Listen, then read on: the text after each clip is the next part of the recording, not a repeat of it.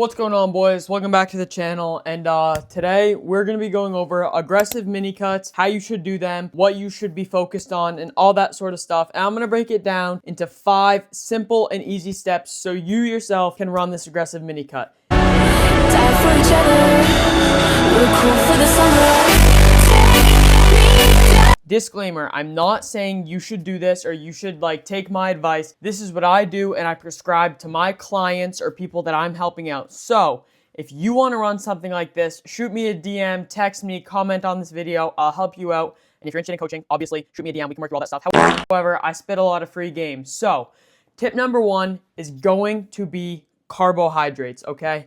Your carbohydrate intake on an aggressive mini cut, everybody thinks needs to be so low, like that's the only macro you should drop. You should only be eating carbs and fats. And this, my friends, could not be farther from the truth. Carbohydrates on your aggressive mini cut are actually so very important. However, this is true for every single nutrient, okay? Protein's important, fats are important, carbs are important.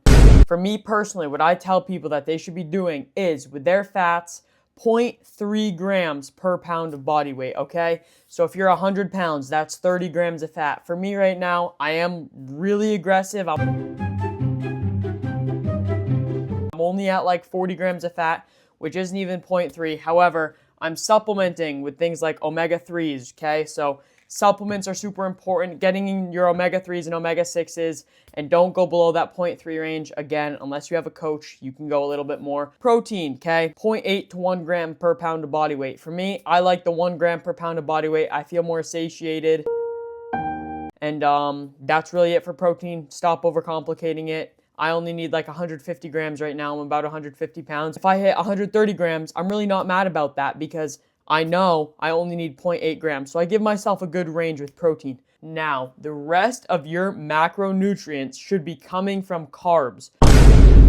Do not overeat on fat, do not overeat on protein. If you're gonna overeat on something, make it carbs. Carbs will make your training so much better. When I started my first ever cut, I was just so malnourished, and I was like, no carbs, no carbs. I was eating like 11 grams of carbs a day. And let me tell you, I lost almost all my muscles. So if you want to lose all your muscle, do that. If you want to retain some of your muscle, I recommend keeping your carbs high. My carbs right now are sitting 250 to 300 grams, depending on the day, depending on my activity.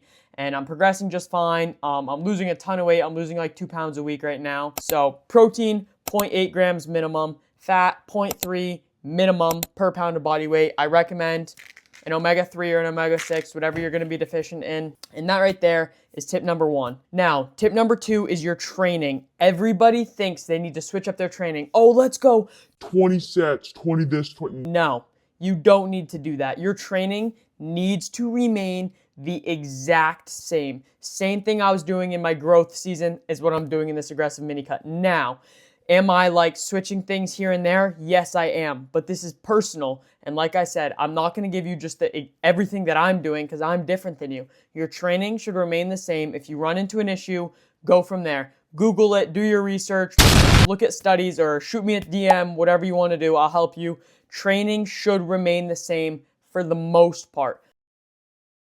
For me, I've noticed it's a little harder for me to recover on some things, so I went from 2 or 3 sets to 1 or 2 sets, depending on the day, depending on how I'm feeling. But overall, I did not make any changes with my training, just little tweaks here and there.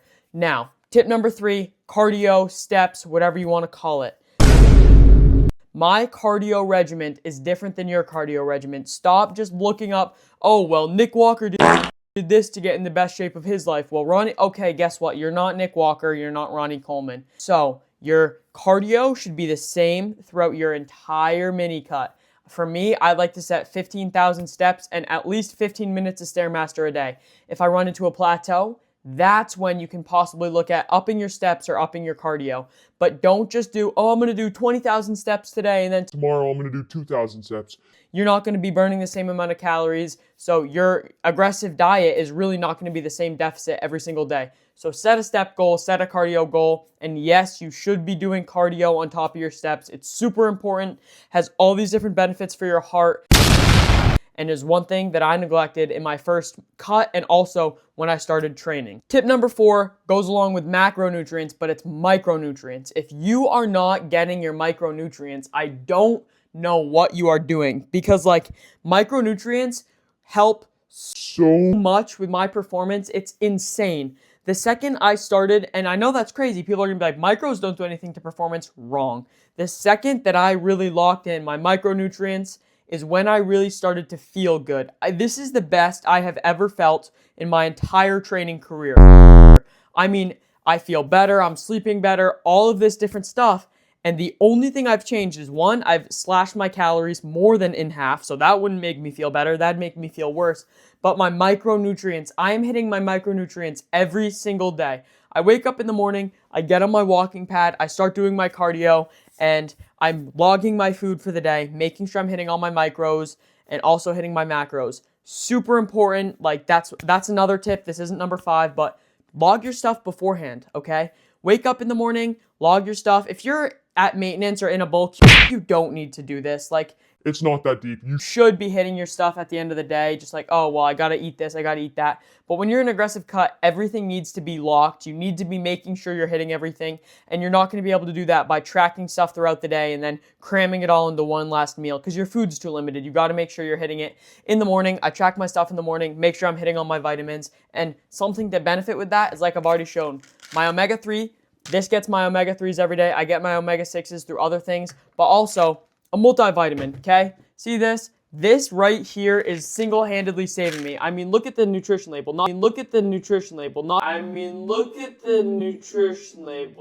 that you can read it, but look at how many different vitamins there are here. Get yourself a well-stacked multivitamin. Don't just buy the first one on the shelf. They're all underdosed. None of them are actually going to do what you're hoping that they're going to do. So, a well-stacked multivitamin, so important, will benefit you so much, and honestly, like, multivitamins, so overlooked. So some people just like don't even think about their vitamins, and I fell into that group too. But once I locked that in, I feel better, I'm performing better, and I can't wait for my food to be higher, because I just know it's gonna get absolutely crazy. Now, tip number 5, the last tip of this, and arguably one of the most important that a lot of bodybuilders talk about, but nobody really thinks about, and that, my friends, is going to be your sleep, okay? If you are not sleeping 8 to 10 hours, 8 plus is what I like to say, but if you're falling in that 7 range, you should be all right. Anything below 7 hours of sleep, I don't know what you're doing. I tell people you should be in bed for 9 hours, okay? Okay, because don't be doom scrolling, but the second you get in bed to the second you wake up, that should be at least a 9-hour difference, because let's be honest, you're not going to lay down in bed and instantly passing out. That's not how it works. We all know we toss, we turn, we wake up in the night to go to the bathroom, all this different stuff. Now, another thing you should be doing to benefit your sleep is, number 1, your last meal you should be consuming. A lot of people are like 3 hours before bed. For me, I need to eat like an hour before I go to bed. Otherwise, I'm going to be hungry and I'm going to eat my entire pantry. So, an hour before bed, I cut off food, water, all that sort of stuff. And with my last meal, I take 10 milligrams of melatonin. Super helpful. A lot of people struggle with binging and, they can't stick to their diet. And honestly, this is so underlooked. I think melatonin could single-handedly make people stop binging. If you take this 3 hours before you go to bed, dude, it's going to be late and you're going to be dead. You're going to be like, I want to do nothing. I can't even keep my eyes open. I want to go to bed. I want to pass out. I'm about to fall asleep. And this right here has stopped my binging issue, because I used to be up late. I wouldn't be very tired. I'm like, I need food, I'm hungry. Bro, it doesn't matter how hungry I am. After I consume 10 milligrams of melatonin, I am seeing stars, bro. I am like so out of it. I'm like, literally, I could fall asleep, and probably the second I get in bed and then actually fall asleep, I would say is a 1-minute difference. I fall asleep almost instantly. It's insane. Melatonin is so underlooked, so underrated. I seriously think so many more people should be taking melatonin, especially if you're struggling with binging issues. Now, those are the 5 tips that I have for you. If you guys have any questions, be sure to leave them in the comments. And if you have anything specific, I recommend DMing me. We can get more into details. Obviously, this is all free. If you're looking for coaching, that's not free. Obviously, coaching isn't free, but some of the best prices on the market. So if you're looking for that, just let me know. But if you have any simple questions, anything you're wondering, I'm obviously going to answer that. I'm here to help you guys. I hope you enjoyed this video. This is going to take me forever to edit. So thank you all for watching. Come back for the next part. Let me know what you want to see next, because I'm struggling a little bit with YouTube ideas. I can post all day on TikTok, YouTube not so much.